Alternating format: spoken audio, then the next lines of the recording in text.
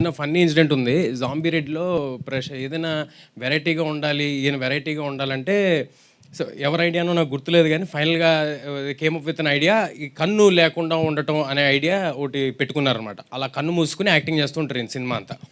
So అలా అది అది చేయంగానే విపరీతమైన ఒక లాఫ్టర్‌లోకి అందరూ ఎళ్ళటం, ఆ కన్ను మూసి పర్ఫార్మ్ చేయటం అనేది చాలా కష్టం ఉండేది. ఎందుకంటే కళ్ళల్లోనే పర్ఫార్మెన్స్ అంతా ఉంటుంది.